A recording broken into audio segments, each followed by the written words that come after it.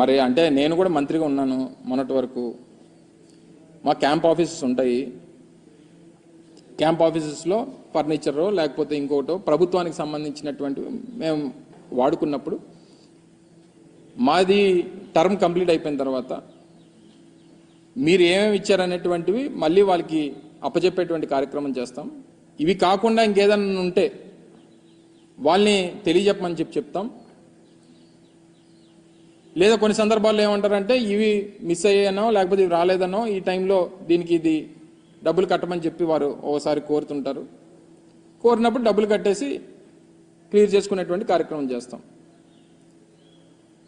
ఇప్పుడు నేను మొన్న విజయవాడలో మన క్యాంప్ ఆఫీస్ వెకేట్ చేసినప్పుడు గవర్నమెంట్కి సంబంధించినటువంటి కొంత మెటీరియల్ కంప్యూటర్స్ కానీ లేకపోతే కొన్ని అదర్ సిస్టమ్స్ కానీ ప్రింటర్స్ కానీ ఇలాంటివి ఉన్నప్పుడు జిఐడికి వాళ్ళకి ఇన్ఫార్మ్ చేస్తాం, లేదా కన్సర్న్ డిపార్ట్మెంట్స్కి ఇన్ఫార్మ్ చేస్తాం, వచ్చి దాన్ని టేక్ ఓవర్ చేసుకోమని చెప్పి మనం ఏదైతే పంచనామా కింద రాస్తామో వాళ్ళు అన్నీ రాసుకుని వెళ్ళిపోతుంటారు. ఇది ప్రొసీజర్ జరిగి ప్రభుత్వం వాళ్ళు 4వ తారీఖున అధికారంలోకి వచ్చారు. అధికారంలోకి వచ్చిన తర్వాత మరుసటి రోజు మనం సీఎం క్యాంప్ ఆఫీస్ నుంచి ఇంటిమేట్ చేసాం.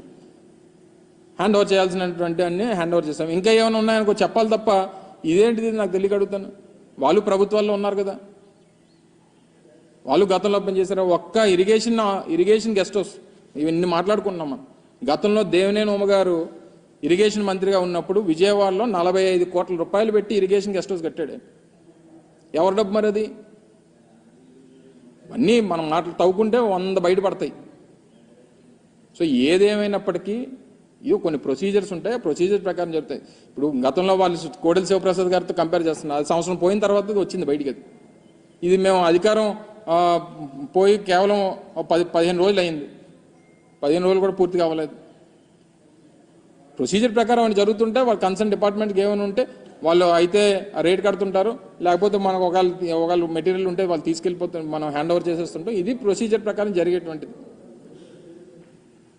ఇంక వారికి ఏది నోటుకు వస్తే అధికారంలోకి వచ్చాం కాబట్టి ఏది పడితే అది మేము మాట్లాడతాం, ఏది పడితే అది అబాండాలు వేస్తాం, ఏది పడితే అది మేము చిత్రీకరిస్తామని అంటే సిస్టంలో కొన్ని ఉంటాయి. అందులో కూడా కొంతమంది సీనియర్ మినిస్టర్లు ఉన్నారు, గతంలో పనిచేసినటువంటి వారు ఉన్నారు.